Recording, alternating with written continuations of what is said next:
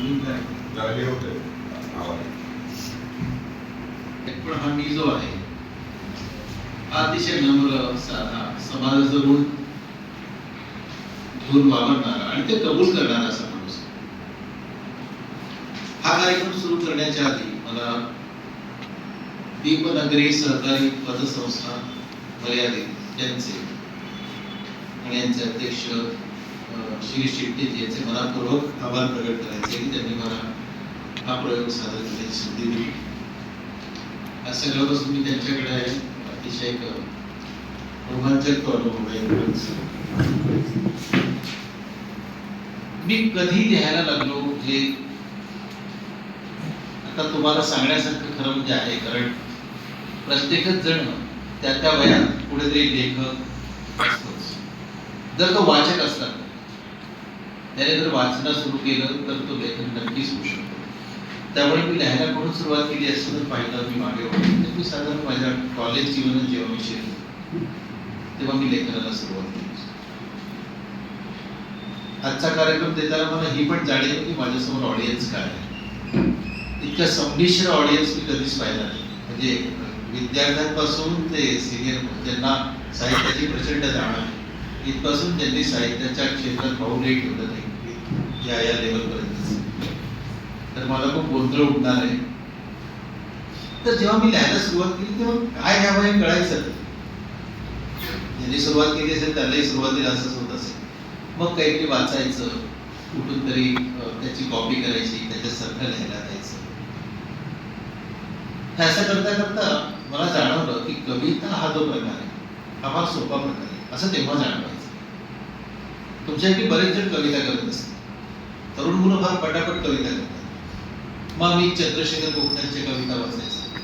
किती सोप्या सोप्या कविता होत्या. चारोळ्या त्यांच्या जेव्हा पाण्याचं वागणंच कसं विसंगत, पाण्याचं वागणंच कसं विसंगत, माणसाला बुडवतं पण प्रेताला ठेवतं तरंगत. असं असं जेव्हा वाचायचो तेव्हा मग तो तरंगत विसंगत अर्थदट टवला ट जोडला जायचा आणि मग आम्हाला वाटायचं हीच कविता बघा, याच्याशिवाय दुसरी कविता असते. मग कविता वाचता वाचता हे कळलं तर याच्यात चंद्रकांत जोशी नावाचे एक कवी होते, त्यांच्या कविता वाचायचे. तर त्या येऊन येऊन आमच्या कविता म्हणायचे. त्याची कविता होती, कपाला बशी म्हणते कशी, कपाला बशी म्हणते कशी, तूच जा तिकडे मला त्याची टोचते मिशी. तर ही जेव्हा शीला मिशीला बशी आली तेव्हा मला वाटायचं कविता हे अशाच असते. मग हळूहळू जसं वय वाढायला लागली तेव्हा कळलं की नेमकं असं नाही. पण तरीही यमकातल्या कविता करणं हे अतिशय भाव आहे सुरुवातीला. आणि त्या दरम्यान काय झालं की मला एका कार्यक्रमाचा अतिथी म्हणून बोलवलं. मी कॉलेजमध्ये प्राध्यापक झालो होतो त्या दरम्यान. आणि अतिथी म्हणून जेव्हा बोलवलं तेव्हा तो महिला मंडळाचा कार्यक्रम. माझ्या बहिणी जायच्या, तर बहिणी तिचं लग्न झालं होतं. तर त्या ओळखीने मी गेलो त्या कार्यक्रमात. उखाण्याचा तो कार्यक्रम वाटतो आणि उखाण्याची स्पर्धा होती. काय उखाणे असतात तुम्हाला सांगतो. उखाणे हा मला वाटतं मराठी साहित्याला मिळालेलं फार मोठं वरदान आहे. काव्यासारखा दिसणारा, कविता नसणारा असा काहीतरी तो प्रकार आहे, पण तो जनमानसात रुजलेला आहे. अगदी खालच्या लेवलपर्यंत उखाणं म्हटलं म्हणजे पटकन तयार होणारी ती विधान. मी एका लग्नात गेलो होतो. काय उखाणं घेतात लोक तुम्हाला. त्या बाईने काय उखाणं घेतलं, अशी अगदीच ग्रामीण भागातलं होतं. तिचं दुसरं लग्न होतं बहुतेक, त्यामुळे तिला उखाण्याची सवय असत आणि तिला बरेच उखाणे येते होते. तिने काय उखाणा घेतला, शिळी पाकी भाजी आणि पोळीचे तुकडे असं उखाणा घेतलं का. शिळी पाकी भाजी आणि पोळीचे तुकडे घास देते मेल्या थोबाडकर इकडे. तर हा जेव्हा मी ऐकला, मी कुठे गेलो तेही सांग, विदर्भात नांदुरा नावाचं एक गाव, त्या गावात मी ऐकलं आणि मग मला कळलं की साहित्याचं फार मोठं दालन यांनी फुलत आले. म्हणून मी त्या उखाण्यांची जी स्पर्धा होती त्यात मी गेलो आणि आल्यानंतर मग मी ही पहिली कविता केली. महिला मंडळात उखाण्याचा कार्यक्रम झाला. महिला मंडळात उखाण्याचा कार्यक्रम झाला, त्यात अध्यक्षबाईंचाच पहिला नंबर आला. महिला मंडळात उखाण्याचा कार्यक्रम झाला, त्यात अध्यक्षबाईंचाच पहिला नंबर आला. सर्वात आधी एक लठ्ठबाई स्टेजवर चढली. सर्वात आधी एक लठ्ठबाई स्टेजवर चढली, चढताना तोल जाऊन दोनदा ती पडली. सर्वात आधी लठ्ठबाई स्टेजवर चढली, चढताना तोल जाऊन दोनदा ती पडली. लाल चुटूक साडी आणि चपला सुद्धा लाल. लाल चुटूक साडी आणि चपला सुद्धा लाल. बाई कसली दिसत होती स्टेशनचा हमाल. ऐका हो ऐका, जाड्या बाईचा उखाणा ऐका. ऐका हो ऐका, जाड्या बाईचा उखाणा ऐका. उखाणा घ्यायला लागत नाही पैका. बाईंनी घेतला उखाणा तो ऐका. मी दिसते भोपळा आणि रमेश दिसतो मुळा. मी दिसते भोपळा आणि रमेश दिसतो मुळा. रात्रंदिवस मुलींकडे पाहत बसतो खुळा. पहिला मंडळात उखाण्याचा कार्यक्रम झाला. यात अध्यक्षांबाईंचाच पहिला नंबर आला. ड्रायव्हरच्या बायकोने तर कमालच केली. ड्रायव्हरच्या बायकोने तर कमालच केली. इंजिन सारखं धावतच ती स्टेजवर गेली. लाल पिवळी हिरवी अशा टिकल्या तिने लावल्या. लाल पिवळी हिरवी अशा टिकल्या तिने लावल्या. सिग्नलच्या त्या 3 टिकल्या सगळ्यांनाच घेऊन भावल्या. ऐका हो ऐका, बाईचा उखाणा ऐका. उखाणा ऐकायला लागत नाही पैका. ड्रायव्हरच्या बायकोनं उखाणा घेतला तो ऐका. जळलं मेलं लक्षण मी कसला नवरा केला. जळलं मेलं लक्षण मी कसला नवरा केला. लाल लिपस्टिक लावली की तिथेच थांबतो मेला. महिला मंडळात उखाण्याचा कार्यक्रम झाला. त्यात अध्यक्षबाईंचाच पहिला नंबर आला. आता मात्र उखाण्याला उठली नवी नवरी. आता मात्र उखाण्याला उठली नवी नवरी. माईक हाती येताच ती झाली गावली बावरी. श्रोत्यांमध्ये समोर तिचा मित्र होता बसला. मानेसे श्रोत्यांमध्ये मित्र तिचा समोर होता बसला. तिला कोण ओळखीनं खुदकन तो हसला. ऐका हो ऐका, नव्या नवरीचा उखाणा ऐका. उखाणा ऐकायला लागत नाही पैका. नवरीने घेतला उखाणा तो ऐका. नवी नवी नवरी मी नाजूक नाजूक नार. नवी नवी नवरी मी नाजूक नाजूक नार. राहुल माझा नवरा पण सचिन आवडतो का. महिला मंडळात उखाण्याचा कार्यक्रम झाला. त्यात अध्यक्षबाईंचा पहिला नंबर आला. अध्यक्षबाईंचा नंबर सर्वात शेवटी आला. कुठल्या त्या अध्यक्षबाई बसल्या होत्या. अध्यक्षबाईंचा नंबर सर्वात शेवटी आला. आणि बाईंना फारच आनंद झाला. आणि बाईंना फारच आनंद झाला. 80 वर्ष होतं त्या म्हातारीचं वय. 80 वर्ष होतं त्या म्हातारीचं वय. एवढ्या जखम म्हातारीला कोणाचं हो भय. ऐका हो ऐका, म्हातारीचा काळीमूळ झाला होता 3दा. म्हातारीचा काळीमूळ झाला होता 3दा, तरी सुद्धा 4थ्याचा शोधत होती खांद्या. ऐका हो ऐका, म्हातारीचा उखाणा ऐका. उखाणा ऐकायला लागत नाही पैका. म्हातारीने घेतला उखाणा तो ऐका. मधुभाऊ गेले सदुभाऊ आले. मधुभाऊ गेले सदुभाऊ आले. सदुभाऊ गेले यदुभाऊ आले. आले तर आले, आले तसे गेले. बरं झालं गेले, चावट होते गेले. या अध्यक्षबाईंचाच पहिला नंबर आला. असा पहिल्या मंडळात उखाण्याचा कार्यक्रम झाला. तर या कवितेला किती अर्थ आहे मला माहिती. किंबहुना ही कविता आहे की हे पण सांगता येत नाही. नाहीच, तिला मी रचना म्हणतो. पण असं मी सुरुवातीला करायचं. आणि काय व्हायचं की 4 जणांचा ग्रुप जमायचा. मग आमच्या घरी लोक यायचे. मग त्यांना हौसेने वाचून दाखवायचं. त्याच्यापैकी 4 जणांपैकी दोघांनी जरी वावा म्हटलं तरी मला वाटायचं मी किती मोठा कवी झालो. मग नंतर लिहायला लागलो. आणि काय झालं, जेव्हा लिहायला लागलो त्या दरम्यान असं 25-30च्या मध्ये वय असेल. मग माझ्या घरी बाबू काळे यायचे. दादांचे ते चांगले मित्र होते. आम्ही त्यांच्याकडे जायचो. थोडस लेखन त्यांच्यामुळे सुरू झालं. बबूंच्या ज्या सौ होत्या त्यांना मी काकू म्हणायचो, वसुंधरा. त्या सुद्धा माझ्या कथा वाचायच्या आणि मी त्याच्यात भरपूर सुधारणा सुचवायच्या. तेव्हा ती पद्धत होती. त्यानंतर मग शन्ना नवरे येऊ लागले. दमा मिराजदार आमच्याकडे येऊ लागले. अरुण दाते नेहमीच यायचे. अरुण दाते आले की इंदोरला आमच्याच घरी थांबायचे. असे संबंध वाढायला लागले. यशवंत देव यायचे. शांताबाई शेळके यायचे. आणि त्याच्यानंतर हे लोक जसं लिहितात तसं नाहीतरी काहीतरी लिहावं असं वाटायला लागलं. आणि मी मग गद्य लेखन करू लागलो. सुदैवानं पहिलीच कथा छापली गेली. दुसरी कथा छापली गेली. आणि उत्साह वाढत गेला. प्राध्यापक असल्यामुळे एक बातमी झाली की जे लिहिलं ते ताबडतोब व्याख्यान द्यायला मी सुरुवात केली. आणि काय असं प्राध्यापक होतो त्यामुळे व्याख्यान देण्याचा एक नैसर्गिक अधिकार मला आहे असं मला वाटायचं. इथे जेवढे प्राध्यापक असतील त्यांना माहिती, आम्हाला एक 60-70 विद्यार्थी कायम श्रोतांवर हजर असतात. आणि आम्ही थोडं जरी विनोदी बोललं तरी त्यांना हसावंच लागतं. कारण आमच्यात बरेचसे मार्क्स असतात. त्यामुळे आम्हाला एक हक्काचे श्रोता मिळत गेले प्रत्येक वेळेस. सुरुवातीला काय झालं, जेव्हा मी व्याख्यान द्यायला जायचो तेव्हा समोर श्रोता असो नसो ते तर नंतर झालं. अर्थात आधी आधी मला काय वाटायचं की श्रोते असले पाहिजे.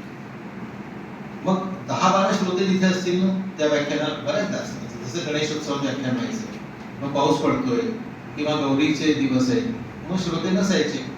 मग 10-12 श्रोते जर असले तर मी जरा असहज व्हायचं.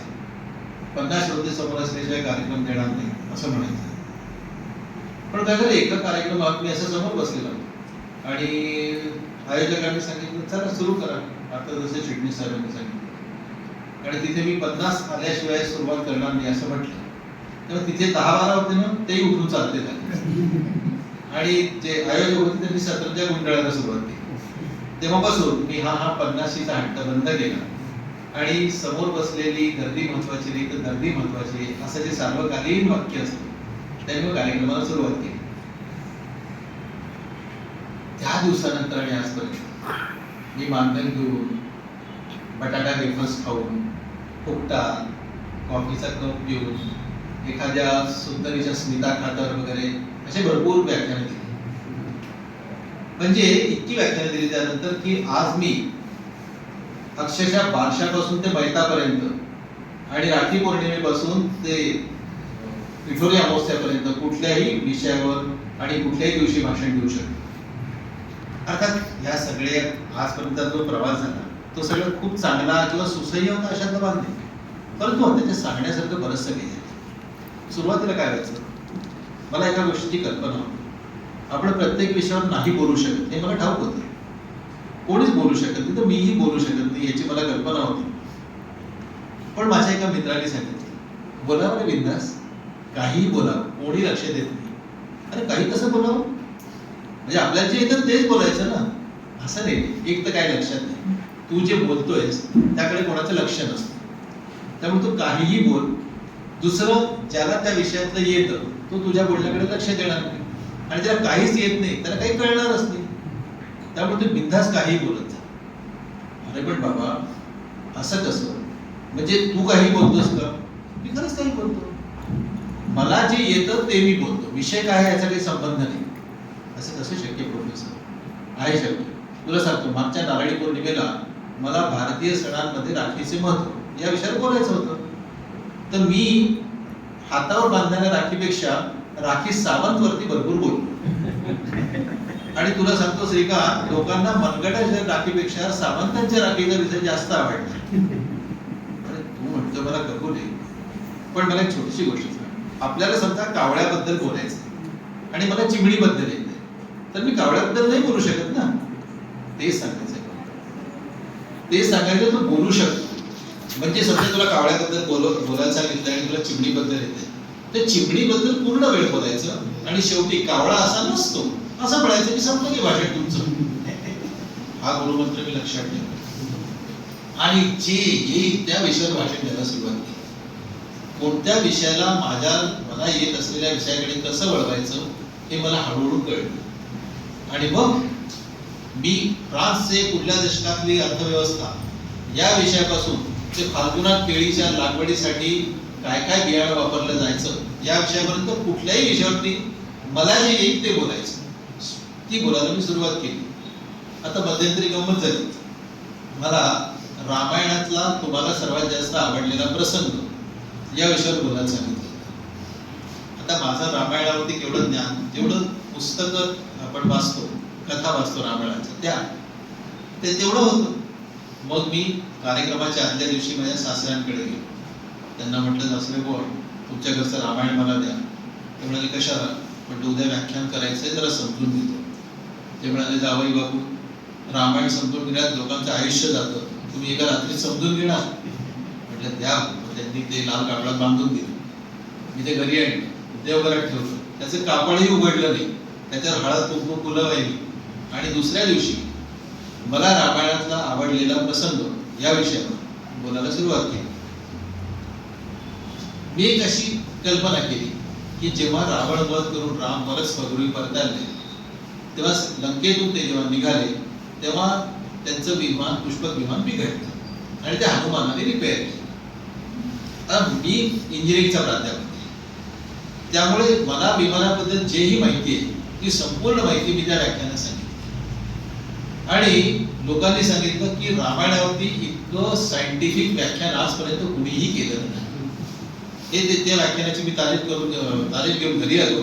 सासऱ्यांना जेव्हा मी सांगितलं की सासरे भाऊ तुम्ही मला ग्रंथ दिला म्हणून मी इतकं उत्तम भाषण करू शकतो, तेव्हा त्यांच्या डोळ्यात जावई माझा मला हे मला स्पष्ट दिसत होतं. पण हा कविता मला लिहायचा, कविता लेखन हा प्रकार मला आवडायचा, मी लिहिते होतो. आणि होतं काय की तुम्ही जेव्हा कविता लिहिता तेव्हा कुठली ना कुठली घटना तुमच्या डोक्यात असते.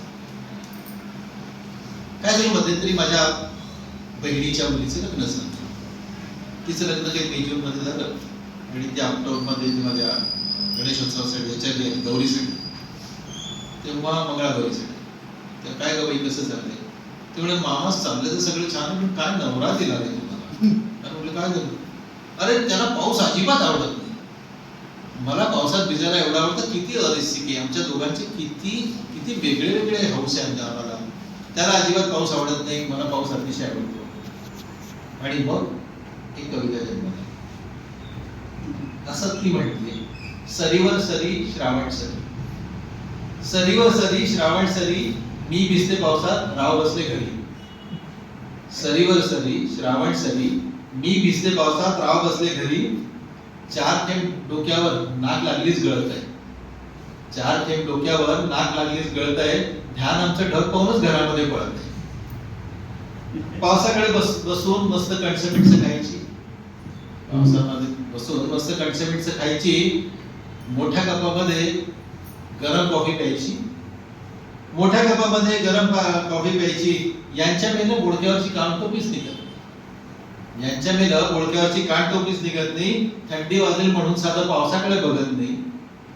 साधे ढग गडगडले की यांची धडधड वाढते, साधे ढग गडगडले की यांची धडधड वाढते. सासू माझी लागली त्यांची दिष्ट काढते. सरीवर सरी श्रावण सरी, मी भिजते पावसात राव बसले घरी. सरसरणाऱ्या पावसात भिजता भिजता आई सात रंग उधळीत इंद्रधनु आले, सात रंग उधळीत इंद्रधनु आले. भिजत होता अंग आता मनही चिंब झाले. यांचं थोबाड असं जणू घरचं कुणी मेले, यांचं थोबाड असं जणू घरचं कुणी मेले. थेंब थेंब पावसाचा माझ्या मनामध्ये हसतो. यांना मात्र रस्त्यावरचा चिखल फक्त दिसतो. यांच्या हातात छत्री पाहून माझा जीव जळतो. पाऊस सुद्धा यांना पाहून लांब लांब पळतो. सरीवर सरी श्रावण सरी, मी भिजते पावसात राव बसले घरी. नवरा कसा हवा, आता तिची अपेक्षा. नवरा कसा हवा, संगे पावसामध्ये भिजणारा. नवरा कसा हवा, संगे पावसामध्ये भिजणारा. बाहेर पीठ पेटून घरी माझ्या मिठीमध्ये भिजणारा. सहा ऋतू सोहळ्यावाणी मस्त साजरे करणारा. सहा ऋतू सोहळ्यावाणी मस्त साजरे करणारा. 12 महिने सतत माझ्या मागे पुढे फिरणारा. ऊन पाऊस थंडी सारे माणसासाठीच असतात, ऊन पाऊस थंडी सारे माणसासाठीच असतात. नाम ठेवलं त्यांना तर ते आपल्यावरच रुसतात. निसर्गाच्या सान्निध्यात तिन्ही त्रिकाळ नावं, निसर्गाच्या सान्निध्यात तिन्ही त्रिकाळ नावं. सरते शेवटी निसर्गाचा भाग होऊन जावं. सरीवर सरी श्रावण सरी. आणि शेवटी ती म्हणते, आम्ही दोघं भिजतोय पावसात, सासू सासरे बसले घरी. हे जेव्हा कविता केली, तिला आवडली. मग हे पुढे जायला, हे पुढे जायला भान मात्र ठेवावं लागायचं बरं का प्रत्येक वेळेस. आणि ही कविता सादर करताना, व्याख्यान देताना बरंच ते लोकप्रिय व्हावं, 4 लोकांनी ऐकावं. आणि मग मी व्याख्यानाचे काही आराखडे स्वतःच तयार केले. व्याख्यानात जाताना कसं जायचं किंवा व्याख्यान देताना काय असायला. आणि मग माझ्या लक्षात आलं की मराठीतून व्याख्यान देताना कधीही चांगला वेश करून कधीही जात नाही. मराठी व्याख्यान देणाऱ्याला गबाळा वेश करूनच जायचं असतं. म्हणजे असा मळका खादीचा कुर्ता आणि असं ढगळ पायजमा असं असलं तर मग दुधाचा काय असतं. असा जेव्हा मळका शर्ट ढगाळ पायजमा असं आपला ड्रेस असला तर समोरचा मग त्याच्या अपेक्षाच नसतात. हे ध्यान काय बोलणारे देव जाणे. असं एकदा त्याचं मत झालं श्रोत्याचं की मग आपण काही बोलायला मोकळे. मग आपलं थोडं तरी चांगलं झालं मग तो दिसतो तेवढा वाईट बोलत नाही असं म्हणतात. जर तुम्ही टाय सूट वगैरे लावून जर गेलात तर मग त्या माणसाचं जर बिघडलं व्याख्यान, मग लोक त्याला चहाला सुद्धा विचारत नाही. हा माझा अनुभव आहे. दुसरं एक पॉइंट हा झाला दुसरा पॉइंट मी हा नोट केला की 2-4 वाक्यानंतर एकतरी विनोदी वाक्य येणं गरजेचं आहे. श्रोते हसोत न हसो पण विनोदी वाक्य येणं अतिशय गरजेचं आहे. आणि म्हणजे कुठल्याही विषय अगदी कोणाच्या दुखवट्याचं जर असलं तर गोष्ट वेगळी. एरवी दुसऱ्या महायुद्धात हिटलरची भूमिका या विषयावर सुद्धा विनोदी व्याख्यान देणारे लोक मी ऐकले. म्हणजे एकाने तर असं म्हटलं होतं, मला आठवता येतंय, जळगावला असताना, जळगाव आमचे लाडू फार प्रसिद्ध बरं का, चंदूबाईचे. तर जळगावला व्याख्यान द्यायचं असं म्हटलं होतं की दुसऱ्या महायुद्धाच्या सुरुवातीला हिटलर जेव्हा जळगावात आला होता तेव्हा त्याने लाडू खाल्ले आणि बॉम्ब गोळ्यांच्या ऐवजी याचा उपयोग होऊ शकतो का यावरची चर्चा केली. तर हा जेव्हा असं बोलूनही काही होऊ शकतं. आणि तिसरा महत्वाचा पॉइंट तो म्हणजे हा की आपल्या भाषणात केव्हा तरी बाहेरच्या देशात